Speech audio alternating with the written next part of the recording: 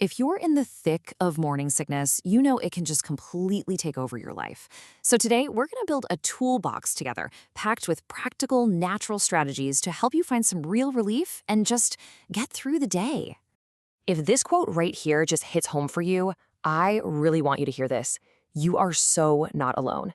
It's a feeling that connects so many of us during those early weeks, and it is 100% valid. And when I say you're not alone, I mean it. Check this out. Up to 85% of pregnancies involve some kind of morning sickness. And, despite its name, it can show up any time of day or night. It's a completely normal part of the journey, even though it is definitely a challenging one. Okay, so let's start building that toolbox. The foundation, your absolute first line of defense, really just boils down to two simple things: what you eat and how much you rest. Getting these right can make a huge difference. When that wave of nausea hits, the absolute last thing you want to think about is food, right? But here's the catch-22. An empty stomach is often your worst enemy. So the big question is, how do you even start when everything feels like a struggle? Well, a simple, structured game plan is the way to go. Here's the strategy, broken down into 3 parts. First, forget 3 big meals. Think small, frequent ones, like every 2 to 3 hours. This keeps your stomach from getting empty. Second, make protein your friend. Snacks like nuts or some yogurt can help keep your blood sugar stable for longer. And finally, and this is a big one, hydrate between your meals, not during. Sipping with food can make you feel way too full, so separating them can be a game changer. You see the theme here, right? We're talking simple. Think bland, easy to digest carbs for a quick hit of energy and some protein to keep you going. A little pro tip, keep some crackers right by your bed and nibble on a few before you even sit up in the morning. And of course, you've got the classics like ginger and lemon. They're famous for their anti-nausea powers for a reason. Now, knowing what to eat is only half the battle. You've got to become a bit of a detective and figure out what to avoid. Identifying your personal triggers is huge. For a lot of people, it's those strong smells, being overly tired, or anything greasy. Don't be afraid to ask for help with dinner or just crack a window for some fresh air. Every little tweak really does help. All right, our next tool might sound, well, a little crazy when you're feeling queasy. But trust me, gentle movement can be incredibly powerful. We're not talking about running a marathon here, just some mindful, supportive activity. So how in the world does this work? Well, gentle movement releases endorphins, which are basically your body's natural mood boosters. It also gets your circulation and digestion going, which can both feel kind of sluggish in early pregnancy. Research actually shows that even just a short walk outside can make a really big difference. One of the best, most recommended prenatal yoga poses is a super gentle flow called cat-cow.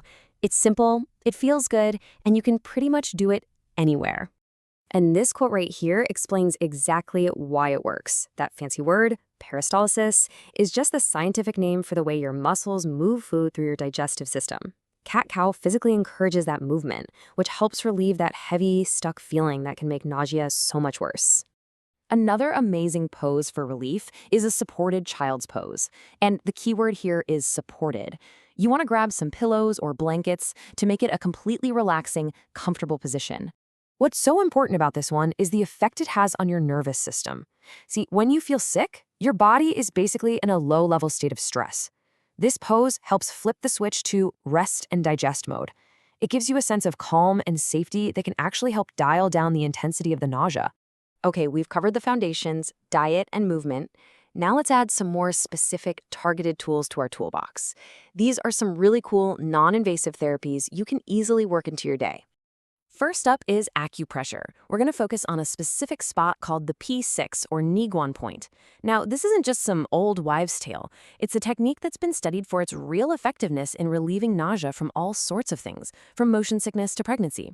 And it's actually super easy to find on yourself. Just turn your palm up and place 3 fingers from your other hand across your wrist, right at the base of your hand. The spot is right there, just below your pointer finger, right between those 2 main tendons.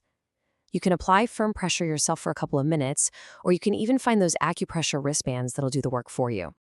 Next up, let's talk about scent. You know how your sense of smell can feel like a superpower during pregnancy? Well, sometimes that superpower turns against you, but we can also use it to our advantage with a little aromatherapy.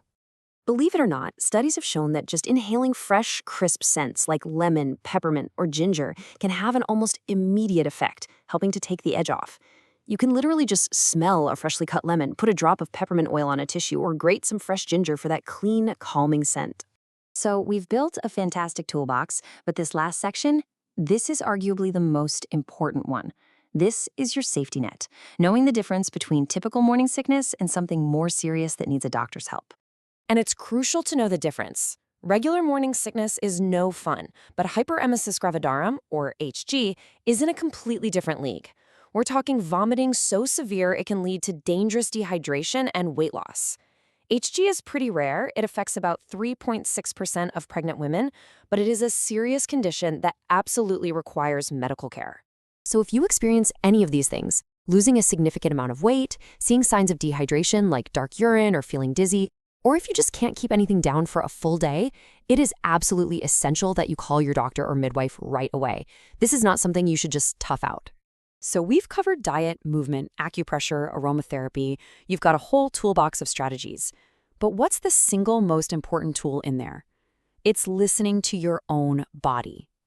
Trust your gut, be kind to yourself, and remember that knowing when it's time to ask for professional help is the strongest, smartest thing you can do.